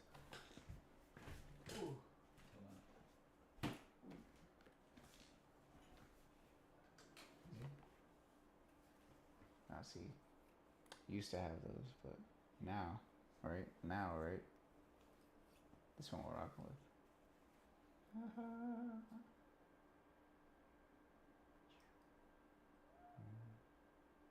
It's got the cool little blade floating there. No extension, because I don't have the blade in there. This one, you have to have the blade actually, like, you know, this is one of those ones where you like you drop it in there and then you tighten the little thing and it's like whole thing cool. I love it though. I gotta get a new one though. At some point a little bit later I want to construct a new one, potentially a custom one, but we'll see. This one is a custom one actually for the most part, but what I mean by that is like maybe 3D printed potentially. We'll see. Like off of a custom design.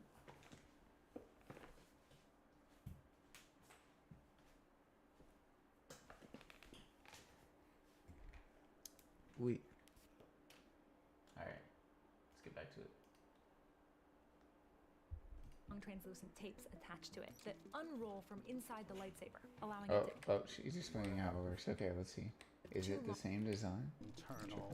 They were toys that I've seen before. Our lightsaber unrolls from internal. Okay, so it is that one. That are pushing it out. And that was important for our performers to really look like Jedi Knights. The lightsaber has a clear cap with 2 long translucent tapes attached to it that unroll from inside the lightsaber, allowing it to extend upward. As they extend out of the hilt, the tapes bend into a concave shape to create a rigid blade. And on those tapes are a series of bright LEDs. They had to program those LEDs okay, so it is to the make same that one. realistic lightsaber glow. It knows what angle you're moving through, and it's going to blink its lights a little bit to give it the feeling that it has moved from place to place. And we're also strobing it a little bit in general to give the light of flickering power. If two like a people fire. have them, can the blades touch each other? This one is not used Don't do it. for battle. Yeah. We have a stand. That one's for show purely. I can't. That thing's gonna break. But judging by how she was describing it, that thing's gonna break if you try to hit it with anything. Cause it's like 2 separate pieces that are like together, and he didn't explain anything about it becoming rigid. Of our stars moving it around quickly. This is more for the extension and retraction. So I should not. You should not touch it. Much like a real lightsaber. Yes, you don't want to get burned. Of course. Right? Of course. Even though I now understood how they were doing this, it still felt like magic. Like you can see the kid in me is just That's so cool though. And just when I thought I couldn't feel any more powerful, I want they to see one showed of me those. how to use the Force.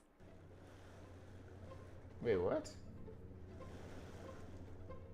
What? And of course, you can go left and right if you like.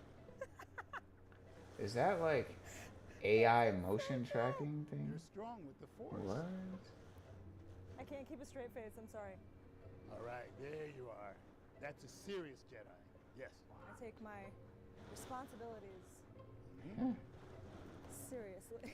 Is there vertical motion? Do we got vert? How am I doing this? First, You got the vert? camera right there is recording my hand movements from above. Okay. And there's another bit of magic on the floor. Hang on a sec. So Oh, I those just got roller back from things? New That's York, like the where little I was VR roller training to things, right? drive a real Formula E car. No joke. And while I was there, I was also using the sponsor of this episode, Surfshark. Surfshark. Is a I really like that because my stream does really useful sites from my location. I know I do. Different places. So I can be anywhere in the world still at home. If you don't use a VPN, huge crew for you guys, Clio. It's also in my description. Go check it out. Now, back to Disney. Hey, WI. Get your bread, young queen. This is Disney's That's a little VR roller, isn't it? Also invented by Lanny. It's basically a treadmill, but in any direction. I've been wanting to try this since I saw my friend Marquez walk on an earlier version. All right, I'm ready. So I just walk in a circle. It's like I'm drifting back toward the center a little bit. Ooh. That's cool. Up close, you can see that the floor I'm walking on is made of these rotating circular tiles like this. One gear on the bottom controls overall spin, and another on the top controls the angle of the head. What that means is that your shoe is only ever hitting the top of that angled disc. So I'm standing on the surface that's created by the edge, and that edge might also be moving. And that creates motion back toward the center that I feel is just the ground sort of moving me back. So as you're walking in one direction, the spin of the top of the angled discs pushes you together in the opposite direction. So I can walk backward, I can walk forward. Moonwalk And training. what's interesting is it feels You can like, moonwalk on I don't know that how in to describe place. this exactly. It doesn't quite feel exactly like a treadmill in every direction. It takes a little bit of learning, but it very clearly wants me, if I walk in a circle, it's sort of pushing. You can see my foot, every step is drifting back toward the center. But wait, how does it know which way I'm going? Well, this entire surface is surrounded by LiDAR cameras that are constantly scanning your feet. One camera at floor level identifies where your foot is on the tiles, so it's tracking each step in real time. And then there's a second camera that's looking at the direction of your foot. It does that by identifying not only where your foot is, but also where your shin bone is. So if your shin is at the back of your foot, then you're facing this way, and vice versa. This demo had 6 different LiDAR angles, so at least one of them always had a good view of my feet. Each of these has a different view. That one may be a little confused there, right? But this one has a very clear view that your ankle is in the back of your foot here. Interesting. Or you don't need to walk at all. You can move the floor with a video game controller. Is that a DualShock? Yeah, this was really fun. That's hilarious. And above all, that is the point of the HoloTile. It's fun. They're not really sure how they're going to use it in the future. Right now, Imagineers are testing designs on it and playing games. While we were there, they implied that they might end up using it in a park. A VR or game? Maybe in a movie, like in The Volume where they filmed Star Wars. But right now, fun is enough. And speaking of fun, I have one more thing to show you. Whoa, so cool. Whoa, is that a robot doing gymnastics? Whoa. Stuntronics, meaning they're robot stunt doubles. This is Alright, that's cool actually. There we go. Alright, now we've got some actual. Alright. Now we've got some practical robot usage for that the AI thing. What was the thing about they were talking about the game ghosting that they were creating? That Sony was talking about, where you can create like the clones for the. This is a cool usage for the humanoid robots, the humanoid shaped robots. Stun doubles. That's so cool. Some of these flips that because you can do crazy stunts with that. We have to do it in real life, and those would not be safe for a stunt performer to be doing not once, at all. much less several times a day. Wouldn't be safe or wouldn't be possible? Both. At certain points, when Spider-Man first launches in the park, he's pulling like 10 Gs. So this is something that we absolutely think a robot is very well suited for. To build a robot that can do that, they basically flung a metal stick with some motors and actuators over and over and over, and then gradually over time learned and made it more human. This is Mini-Man. Can I hold Mini-Man? Okay, my dude. And so you take this after learning from those, and you fling him through the air. Fling him through the air a couple hundred times, track the results, and get better and better at controlling that motion through thin air. Until eventually... Yo. Do you see Stuntronics being used in movies? That's a really good question. We're 100%. open to using them for all sorts of uses. They haven't asked yet, but we're just down the street, and we'd be happy to use them in a movie. So if you have all of this incredible technology to tell stories, what stories do you tell? Maybe the craziest part of my day was meeting two of the most important people at Disney. Kevin Feige. Decisions. That is Josh D'Amaro, who runs all of Disney parks and cruises and products and yeah. How do you think about the purpose of all of this incredible tech? The purpose at the end of the day is to create a connection with our guests, to make them feel something. And ultimately what we want them to... 1 second, I'm going to stop you while I walk past. All right. Kevin Feige was just walking by. We should have invited him in. Crazy. Was he there? We'll call him in. Oh my God. Hey, nice shirt. Pleasure to meet you. Nice to meet you. How are you? And that is Kevin Feige, president of Marvel Studios, who I did not know that I was going to be meeting. I'm literally heading back to an X-Men meeting right now. Unbelievable. Well, I'm so glad that we caught you. Yes. The question that I was asking is, what is the purpose of all of this technology? What is the mission here? And I think it's continuing the storytelling. It's immersing the audience and the guests in the world, which nobody does better than Imagineering. When Disney bought Marvel, Imagineering, I was like sheepish about it. So does that mean we can go to Imagineering now? And the answer was yes, come on by. And now with Josh leading it, it's feeling very exciting. And the great thing is as these stories are coming out of his head and his team's head, we're automatically thinking, how are we going to bring this to life in real form? For years, we'd spend time on our sets. You go, you know what's so sad is after we film them, we tear them down and they go away forever. We said if only Imagineering gets their hands on it, and actually film, we brought a bunch of Josh's team down there to see it and to see how they can extend that into the parks in a great way. Great, so nice meeting you. So great to meet you. Thank you so much for your time. I really appreciate it. There you go. Unbelievable. Oh Kevin my God. Feige. Cool. Ultimately, what's important for us she's is geek. to tell a story, but you That's have to funny. feel something. And I think That's it's very cute. different from what's going on, generally speaking, in She's the like, robotic space. And that's why we're so different. It felt different. The point of all of the tech that I saw today is not to be useful. It's not to make your life That one more is useful. convenient The or to help you stay alive longer. the BDs, It's to help they're for make fun. sure that while you are alive, you get the chance sometimes to just be a Enjoy kid. it. It's a reminder of how important it is to find ways to just feel. That's so important. Oh. W video. I thought this was just gonna be about the Another surprise with these videos, man. I thought this was just gonna be about the lightsaber, but no. No. It's about so much more. I'm liking them though, I'm not gonna lie. It usually takes around a I'm liking them. I'm really liking them.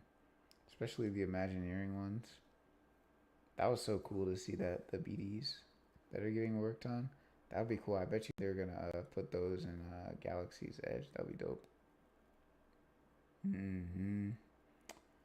Yeah, this is ending up to be pretty long, isn't it? That's not even that long. It's only an hour 25. Yeah, we're still good on this for right now. Oh, expires today. Fast, it's not going to. But okay, next one. Why robots still aren't everywhere? Well, let's find out. To keep with the theme of robots, we got a pretty cohesive little list here. I'm not gonna lie. This flows a lot better than I thought. I thought it might be kind of like jumping around, but now this flows pretty well. $1 million. It's by Chromeborn again. See, we got another one. Another Chromeborn one.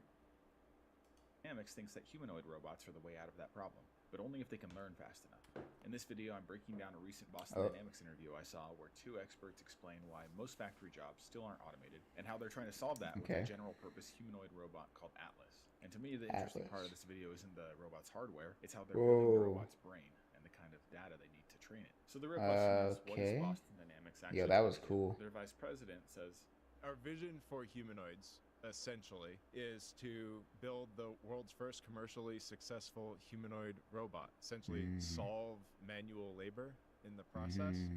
The key idea here is that Boston Dynamics is trying to create a robot that can do all the things that we don't want to do. So the robot has to be able to fill in for us across a bunch of different tasks without needing to be retrained every single time for every new thing we ask of it. Boston Dynamics is starting factories because they're a good training ground for what robots will encounter in the real world. Factories are somewhat controlled environments, but they still have tons of variation. And even though you gotta some have factory precision. jobs look pretty repetitive, the parts and layouts and products are always changing. And start in the Amazon warehouse. No, I'm kidding. That would lay off so many people though. Is exactly why most factory work still isn't automated today. Automation on its own isn't really anything new.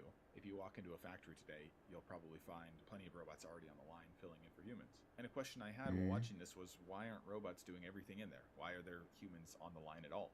But if you talk to manufacturing engineers, they will tell you that the reason why they're not automated is not because of how complex they are. They have great solutions, lots of technologies to automate it. It's just, it takes too much space, it takes too much engineering, too much cost to automate each one of those. There's just too many, there's thousands. So a special purpose solution for each one of them is just not economically viable.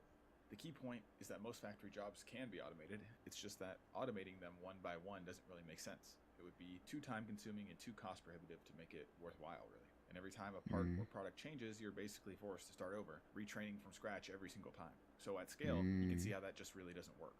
To understand why this doesn't scale, let's go through what it actually took in the old robotics workflow to teach a robot how to do something. So let's say you wanted a robot arm to pick up a car part and install it on the car frame. First, engineers would have to teach the robot to identify what that car part looked like. So you build a 3D model of the part and the environment that it's going to be working in so that the robot knows what it's looking at. Then you'd build a perception model, basically like a vision system, so that the robot can find that part and identify it in the real world. Next, you teach the robot how to actually handle the part. So you take into account its weight, flexibility, rigidity, and so on, and then have the robot learn how to move it without breaking it. So this is a multi-step process, and if you imagine that would take a lot. Individual task in a factory, you could see that takes so much. Scale. It takes too much time and too much money. As Zach put it, the thing that you really rapidly get to is if you're going to design automation for each of those things, you'd be that would take so much. Way more than it's worth to automate those tasks, and you'd probably be well into the next century. Yeah. Like an average estimate that would be insane. Like how long it takes for any one of those integration efforts. It's in the order of about a year and north of $1 million for any step that you want to automate. That's sort of the state of the art today. That's why this approach was never. That doesn't sound like that bad, actually. It's slow and it's expensive, and it doesn't improve over time. So well, when you take into account each one, because like installing a brake light could be one step, and there's so many. Okay, I could see how that would rack up quickly. And be able to quickly learn what to do without a ton of extra training required. But a generalist Mm-hmm. robot only works if you also build a generalist brain. It needs to be able to learn new tasks and also improve on them over time. To do that, there are two main workflows: pre-training and post-training. In post-training, Basically, you demonstrate the robot how to do something, and a certain number of times.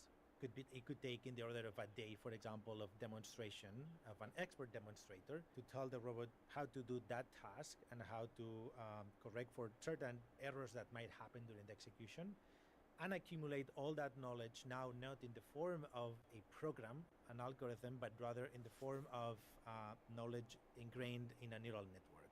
but even with this workflow, demonstrators would still spend days teaching a robot how to do something. It's definitely faster than the old method, but it doesn't fully solve the scaling problem.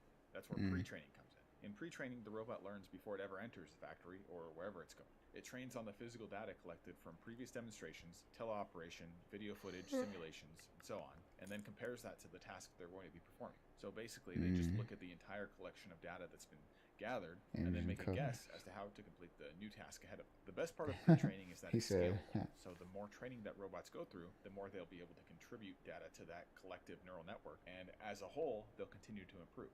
This training process is very similar to It's like a droid, how a lot yeah. of large language models are built. Things like ChatGPT use a very similar workflow of analyzing information on the internet to learn and improve. The issue is, So something like ChatGPT is built on kind of the sum of all human knowledge on the internet. Yep. We don't have the sum of all human physical behavior available somewhere. basically robots don't really have enough data collected to be able to perform every task yet. So these two aren't saying that robots need smarter AI. They're basically saying that robots need more real-world practice. The main bottleneck here is data. So if the goal is to collect more data to train these robots, there are really only Yo, the way his arm is moving is crazy. Teleoperation is He today like, the most valuable source of data. But I guess it doesn't for matter early for him to deployments use or for efficient early movement. behaviors, right? So if you want your robot to exert a certain behavior in the next couple weeks, teleoperation is your friend. Teleoperation is a training method where human demonstrators put on a tracking suit or gloves, and then the robot copies their exact movements. So if you want to train a robot how to pick up an object and move it, you put on the suit and physically do it. This creates something called zero gap data, and that's data where there's no difference between the movement of the human and the movement of the robot. So once they have the demonstration, the robot is good to go and start working. The issue with this is that it's time consuming, because you're usually giving multiple demonstrations to train a robot to do something. You also need skilled demonstrators. If your demonstrator moves too slowly or bends in an unbalanced or inefficient way, the robot will copy them and then not perform to their full extent. The next method is reinforcement learning, or simulation. In this method, you take your robot and create hundreds or thousands of digital clones of it. Then you put them all in some computer environment using something like Unreal Engine, and then give them a task, like putting an object into a jig. Over time, their AI develops efficient methods of completing the task, all with very limited human intervention, through trial and error. This also has the benefit of allowing the robot to become familiar with variations. Oh, you want to grasp this object? Well, do the same thing, but also if the object is 1 centimeter to the right or 1 to the left, or in thousands of variations. The data generated in these simulations has a slight gap, because there's always some difference when switching from simulations to the real world. But this is currently the most efficient way to train robots at scale. Finally, the method with the most long-term potential is something called human observation. That's the biggest bet, I would say. It's the more You're like, oh, I can do that. bet, but also the one that has highest potential of scope. In a recent short I uploaded, someone commented, Hey, that's the best way that humans learn. train robots to learn from things like YouTube videos and movies. And this is the real-world version of that. The idea is you show the robot tons of videos and movies of someone performing a task, like repairing a bike. And then through that collection of data, the robot is able to do the task on their own. The challenge with this, and the reason it's not currently used in robotics, is that robots don't really have a way to learn just from video yet. Let's imagine a task like cleaning the dishes. You can show the robot what it looks like to actually clean But you dishes, can't see but the that doesn't mean force they know. behind it. They can't see the force that they need to apply to it, right? Because it's like, oh, there's a dish right there. It's like, oh, they're just on the dish. Meanwhile, the whole time the robot's like, oh, you just know how to then determine how much pressure to apply when holding Exactly. glasses, or how to dry the Exactly. dishes off, and so on. Basically, It there's needs a lot to of be able to variables. identify the material that it is, and then have like whatever variables of force attached to like using said material. Video doesn't provide, and that robots don't yet have a way to guess for. So Boston Dynamics' current goal is pretty clear: to create a generalist humanoid robot and then prove it works. And right now they're doing this by implementing them in Hyundai factories as a proof of concept. But long term, their goals are much more expansive. We're not going to stop at manufacturing. We're going to do curb-to-door delivery. We're going to put robots in your home, clean your tables, make your bed. But we know which one we have to do first. Exactly. Yes. Manufacturing is the focus right now. But once this is perfected, and the learning, reliability, and economics of robots make sense, and that data hurdle is overcome, it'll be time to move on to their next step. So the big question isn't whether humanoid robots are impressive. To me, and probably to most of you, they already are. The real question is whether this generalist approach that Boston Dynamics is going with can scale.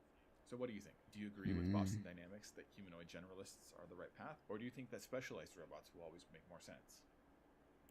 Low-key, maybe a mix of both, but I feel like starting with the specialist is probably better. I'm evil, I don't deserve respect, I don't deserve... Look at this. Wait, what? Wait, what? kindness. Have you ever seen somebody just Hold on. so Nah, we're tone not gonna deaf, jump so into it yet. Hold on. So just like out of touch that you Hold up. genuinely I wonder. think this is the last video, too. Hold on, no, but on the robot things, I think you should start with like specialized ones first, honestly. But then again, there's two arguments, right? There's one that's like, okay, you can start with the general one, and then niche down from there, and then like create like a bunch of different ones off of that, or start with the general ones, create that, and then integrate that data into like I guess what's like a centralized data pool or something like that, right? But the specialized ones, I wonder would they have like different bodies? Would they have different bodies? Very interesting. Very interesting. Because all that data plays into having like a similar body to use. Whew, I just got really tired. It's like overcasted today, so I'm just kind of chilling. But yeah, let's get into this last video. It's gonna be this one. This last one's rage bait by August the Duck. This narcissist TikToker just made a huge mistake. Let's check it out. We've had a bunch of wholesome stuff. Now it's time for some degeneracy for a second.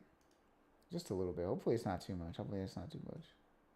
I'm like the worst person in the world. I'm evil. I don't deserve respect. I don't deserve Okay. kindness. Have you ever seen somebody just what? so tone deaf, so clueless, What? so just like out of touch that you What? genuinely wonder like what led them to becoming the human that they are? No? Really? This must be your first day on the internet. I think talking about people doing stupid shit on TikTok might be my UCLA. favorite thing to do on this channel. And I think that's because more often than not, it's just so black and white. Now look, don't get me wrong, I'm sure if you've been watching this channel for a while, then you know I occasionally like to dabble in like the real philosophical stuff, the stuff you really got to think about. But occasionally, you just want to sit back, you don't want to have to think too hard, and you want to watch a person make a fool of themselves on TikTok. And my God, have we watched a lot of different people do that in a lot of different ways. But today sometimes we've it's got pretty something entertaining. a I'm bit not gonna lie. I've special, had a lot of something that is so uniquely laughs stupid, watching but I honestly stuff don't like think that. We've ever seen anybody do anything like this. The lady you're seeing in the background is a TikToker who goes by the name of Tara's World.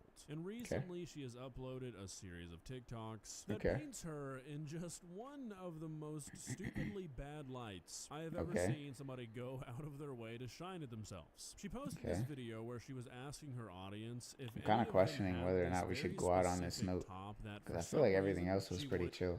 I feel like low-key all the other videos were pretty chill. This one might kill it.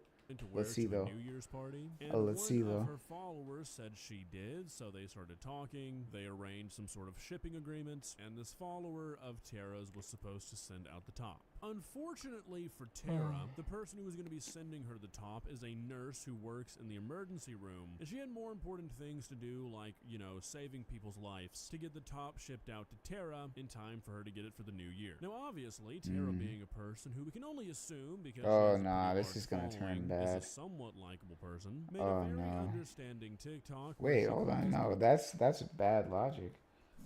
That's already bad logic, assuming that because someone has a large following that they're a likable person. That's terrible logic, because Jack Doherty has a lot of followers, right? And I think they, like, most people hate him, right?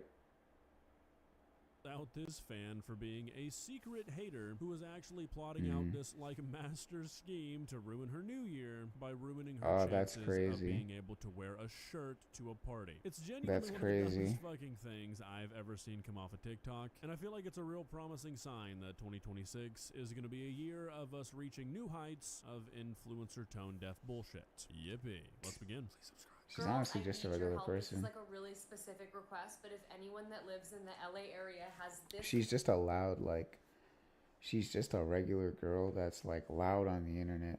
That's it. Like people are just this petty sometimes, and the only difference is that she's loud about it, and people are looking at it. That's it.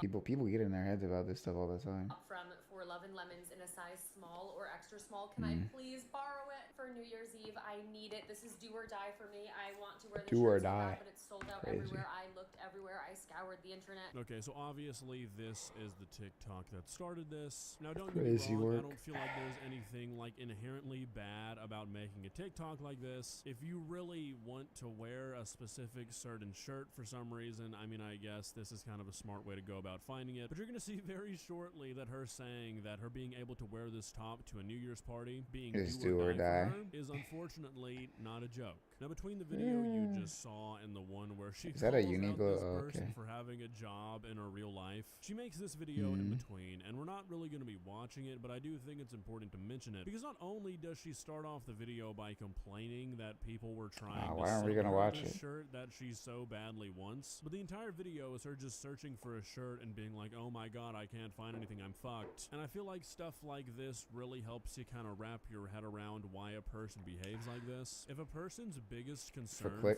multiple days is what shirt they're gonna wear on New Year's Eve, then it begins to make just a little bit more sense why that person would have such a narcissistic, childlike reaction when a person's real life and real job gets in the way of them being able to help out. One of my haters did something fucked up to me today. So you know the whole halter top drama that did not have to be a drama. I was literally drama is crazy. Calling that drama is crazy. I consider like my audience my friends. I wouldn't make TikToks if I didn't consider y'all friends. Ooh, right off the bat, we're just lying. That's cool. You consider your audience your friends? How? You have 5.2 million followers, Tara. How could you possibly have 5.2 million friends? I could probably make a case for that in saying that, like, you know, she's just a shallow person. So, you know, she can have like 5 million shallow friendships. I'll make an argument for that. Between community and genuine friendship. You're just saying this so the crazy shit you're about to spew doesn't sound as bad. But because I'm an influencer, people assume that I'm like the worst person in the world. I'm evil. I don't deserve respect. I don't deserve kindness, all the things. Which makes no sense to me. It's literally just like the job that I have, but like whatever. My god, what a fucking victim complex. So, two things. One, I don't think people think about you nearly as much as you think they do, Tara. I highly doubt. What does she do though? Is it even a job for real? What does she do? Like, does she like, what part? Does she just like do random stuff? I don't know. What is she influencing? Most evil person in the world, and two, which is admittedly kind of contradicts what I just said, but maybe people don't think you're a bad person because you're an influencer. Based off this video, maybe people just think you're a bad person because you're a bad person. I had this like halter top that I really wanted to wear for New Year's Eve, but it was sold out everywhere. So I was like, oh my god, I have 5 million girls that follow me on TikTok. Let me see if any of them have it that they could lend to me. So I made a video. I was like, does anyone have this like specific shirt that they could like let me borrow just for a night and then I'll send it back to you? And a couple of people were like, oh, I have it. And I was like, oh, great. Like, can I please borrow it? I'll take such great care of it. I'll give it back to you right after New Year's Eve. And they were like, yeah, for $2,000. I was like, all right, I'm not playing this game. Okay, so I'm going to go on record saying that I don't believe this to begin with. I don't believe that people are trying to extort you out of 2 bands so you could borrow a fucking shirt. 2 bands is crazy, in that first video, and I tried to find a price on this magnificent top. How much is the shirt?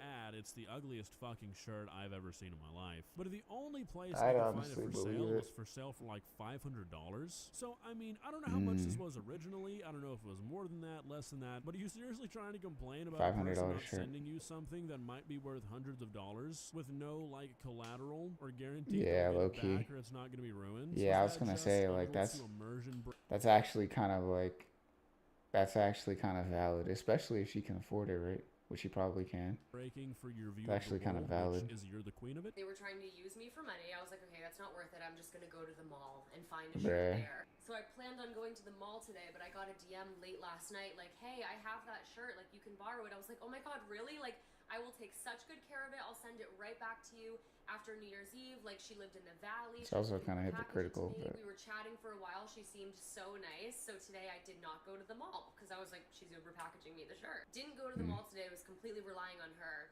She ghosted me. She was playing the long game. She was like pretending like she like loved me so that I wouldn't go to the mall and like find a shirt. And then she like ghosted me.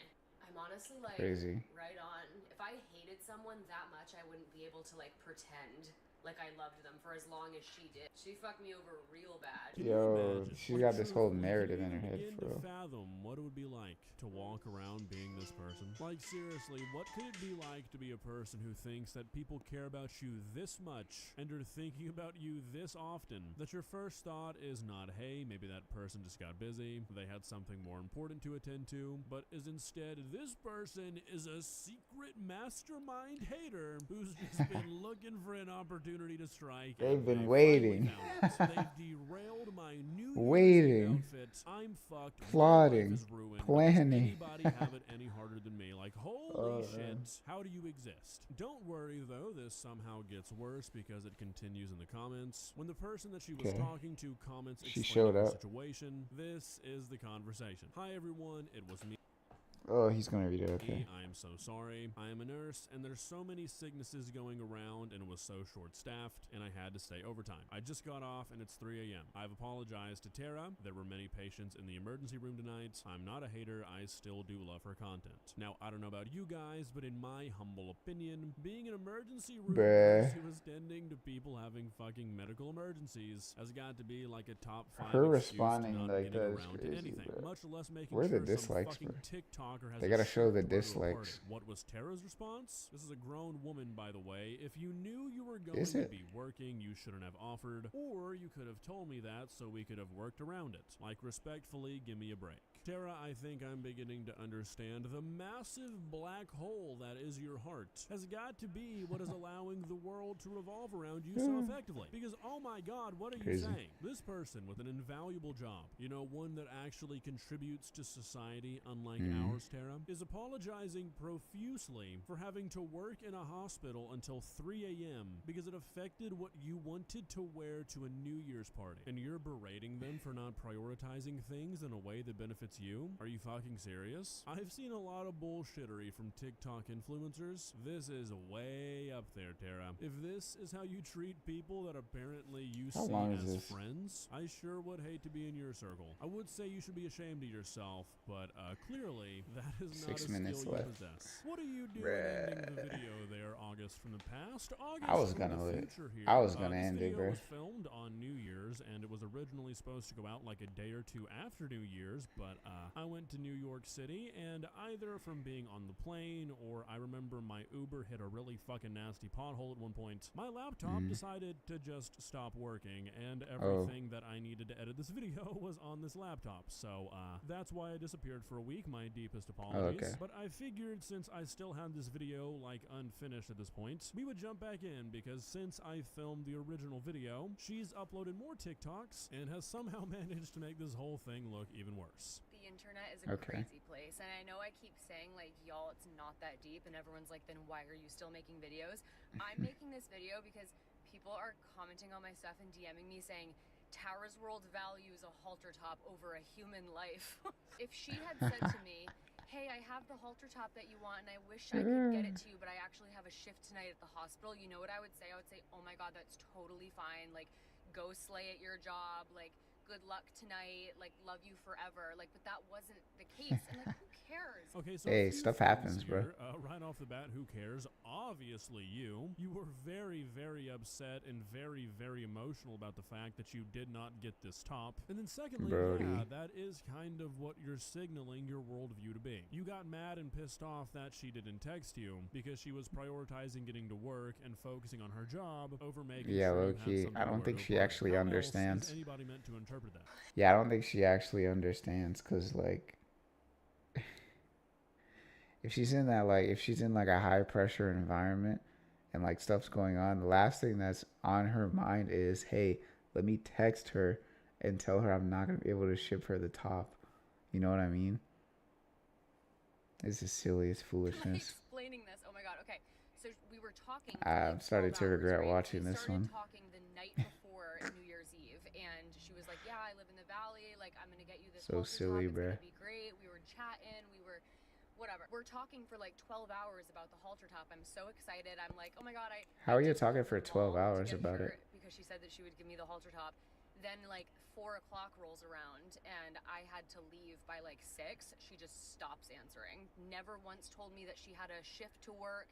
Never mentioned work once. She just stopped answering until like midnight. So yeah, I was annoyed, and you would be annoyed too if your friend was like, yeah, like, don't even worry about going to the mall. I have a shirt that you can wear to this specific party, this specific dinner. Like, I have something that you can wear, so you don't go to the mall and then your friend ghosts you that day and never gives you the shirt. You'd be annoyed too. Okay, so again, this is not your friend. This is not a person you have any sort of real relationship with. You're trying to make this out to be something it's not. Also, even if this was your friend, how shitty of a friend do you have to be to get mad at your friend for having to go clock into a shift at the hospital and not having time to get you a fucking shirt to wear to a party? You are a bottom of the barrel friend, Tara. That's not how friends behave with each other. But it's not that deep. I was just annoyed. And people are making videos and commenting on my stuff like, Tara's World hates healthcare workers. Tara's World values a halter top over a human life. I'm like, oh my god. Some of y'all take shit way too fucking seriously. Even the girl that was supposed to give me the halter top, she like made this like declaration. She was like,